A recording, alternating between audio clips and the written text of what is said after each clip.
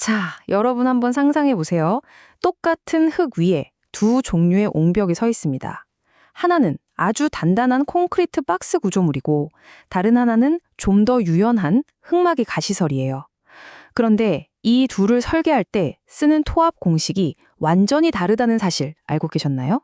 오늘 이 시간에는 바로 이 핵심적인 의문을 펼쳐보겠습니다. 바로 이 질문. 이게 오늘 우리가 풀어나갈 미스테리입니다.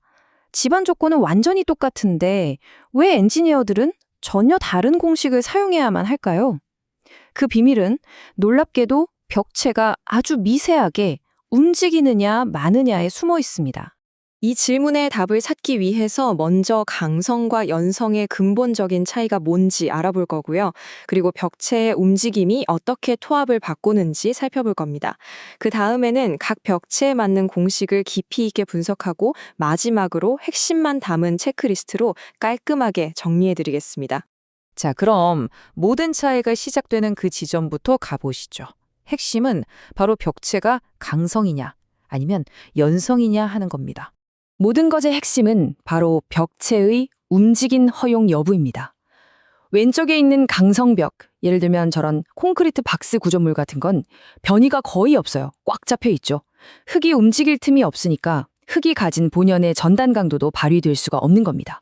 반면에 오른쪽의 연성벽, 그러니까 흙막이 가시설 같은 건 약간의 힘과 움직임이 허용되거든요. 바로 이 아주 작은 움직임이 흙을 느슨하게 만들고 토합의 양상을 완전히 바꿔놓는 거죠. 그렇다면 이 움직임이라는 게 대체 어떻게 토합을 이렇게 세 가지 다른 종류로 만들어내는 걸까요? 이 관계를 이해하는 게 오늘 내용의 정말 하이라이트라고 할 수 있습니다. 자, 이 S자 곡선을 한번 보세요. 모든 비밀이 바로 여기에 다 담겨 있다고 해도 과언이 아닙니다. 그래프의 정중앙, 변이가 0인 지점. 여기가 바로 꼼짝도 안 하는 강성벽이 받는 정지토합 상태입니다. 그런데 여기서 벽이 아주 조금, 정말 머리카락 두께 정도인 벽 높이의 0.1%만 뒤로 물러나도 흙의 압력은 능동토합이라는 최소값으로 뚝 떨어져요. 반대로 벽이 흙을 1에서 2% 정도만 밀어붙이면 흙은 있는 힘껏 버티면서 수동토합이라는 최대 압력을 만들어냅니다. 정말 작은 움직임이 엄청난 압력 차이를 만들어내는 거죠. 정지토합은요, 말 그대로 흙이 가만히 있을 때의 압력이에요. 변이가 전혀 없는 강성벽이 받는 압력이 바로 이것입니다. 흙의 자연스러운 상태, 그 자체의 압력이라고 생각하시면 쉽습니다. 능동토합은 흙이 좀 느슨해졌을 때의 압력이라고 보시면 돼요. 연성벽은 바로 이 상태를 일부러 만들어서 설계를 최적화하는 거죠. 흙이 가진 전단 강도를 이용해서 스스로 압력을 줄이는 아주 경제적인 상태라고 할 수 있습니다. 반대로 수동토합은 흙이 최대한 버틸 때 내는 힘이에요. 벽체가 흙 쪽으로 밀릴 때 흙이 얼마나 저항할 수 있는지를 나타내는 값이죠. 주로 구조물의 지지력을 검토할 때 쓰입니다. 자, 그럼 이제 세 가지 토합 상태 중에서 첫 번째, 움직임이 전혀 없는 강성벽에 적용되는 정지토합 공식을 한번 자세히 뜯어보겠습니다. 강성벽 공식은 정말 간단하고 직관적입니다. 딱 보시면 삼각형 모양이죠? 마치 우리가 물속으로 깊이 들어갈수록 수압이 세지는 것처럼 정지토합도 똑같아요. 깊어질수록 흙의 무게 때문에 선형적으로 쭉 증가해서 이런 삼각형 모양이 되는 겁니다. 자, 이 압력을 계산하는 요소들을 한번 보시죠. P0은 K0 곱하기 감마 곱하기 Z 이렇게 세 가지를 곱해서 계산하는데요. K0는 흙의 고유 특성을 나타내는 개수, 감마는 흙의 단위 무게, Z는 깊이입니다. 여기서 제일 중요한 게 바로 K0, 정지토합 개수입니다. 이걸 보통 1-sin파이라는 경험식으로 구하거든요. 이게 무슨 뜻이냐면요. 파이라는 건 흙 알갱이들끼리 버티는 힘, 즉 내부 마찰각이잖아요. 이 값이 클수록, 그러니까 흙이 끈끈하게 잘 버틸수록 사인파이 값도 커지니까 1-사인파이 값, 즉 K0는 작아지는 거예요. 어때요? 되게 직관적이죠? 흙이 스스로 잘 버티니까 벽에 가하는 옆쪽 압력은 당연히 줄어드는 겁니다. 자, 이제 완전히 다른 세상인 연성벽으로 넘어가 보겠습니다. 방금 본 간단한 삼각형 분포와는 완전히 다른, 훨씬 복잡한 비선형적인 접근이 필요합니다.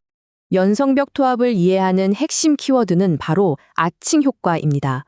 벽체가 안쪽으로 살짝 휘어지면요. 중앙 부분의 흙이 마치 자기가 다 버티는 게 아니라 그 압력을 위아래에 있는 단단한 버팀보 쪽으로 슬쩍 넘겨버리는 거예요. 꼭 돌로 만든 아치다리처럼 말이죠. 바로 이 현상 때문에 토합이 단순한 삼각형이 아닌 다른 형태로 재분배되는 겁니다. 그래서 이론만으로는 설명이 안 되니까 테르자기와 팩 같은 대가들이 수많은 실험을 통해서 실제 현상에 가장 가까운 경원 공식을 만들어낸 겁니다. 근데 정말 놀라운 건 흙 종류에 따라서 압력 분포 모양이 완전히 달라진다는 거예요. 보세요. 모래는 직사각형, 점토는 또 그 단단한 정도에 따라서 직사각형이나 사다리꼴 모양이 되잖아요. 그러니까 이건 흙 종류를 모르면 아예 설계 자체를 시작할 수가 없다는 얘기죠. 자, 여기서 많은 분들이, 특히 실무 엔지니어들이 헷갈려하는 지점이 딱 나옵니다. 바로 점성토 집안에서 쓰는 두 가지 공식인데요. 정말 비슷하게 생겼는데 의미는 정반대거든요. 왼쪽이 안정수 MB고 오른쪽이 히빙에 대한 안전율 FS 공식입니다. 자세히 한번 보세요. 분자랑 분모가 서로 딱 뒤집혀 있죠? 아니, 왜 이렇게 헷갈리게 만들었을까 싶지만 여기엔 아주 명확하고 논리적인 이유가 숨어 있습니다. 자, 바로 이겁니다. 이게 바로 아하 하는 순간이에요.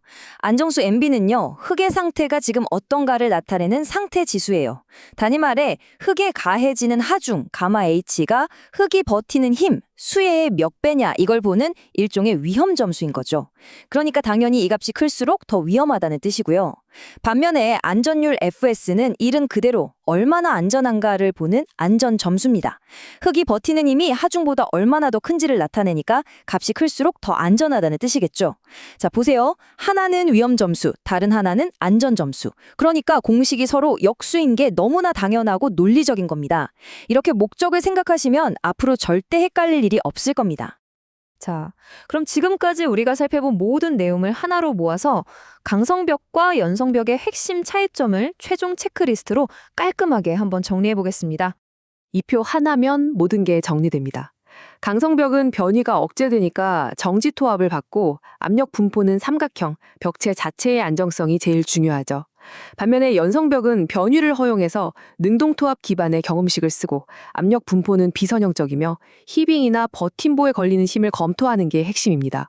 이제 왜 똑같은 흙을 다루는데도 벽체의 움직임이라는 단 하나의 변수 때문에 완전히 다른 수학 공식을 써야 하는지 명확하게 이해되셨을 겁니다. 물론 이론과 공식도 중요하지만 결국 모든 건 현장에서 현실이 되죠. 자, 그렇다면 오늘 우리가 배운 이 설계 원리들이 실제 현장에서 의도한 대로 잘 작동하게 하려면 시공하는 동안 가장 중요하게 지켜보고 측정해야 할 요소는 과연 무엇일까요?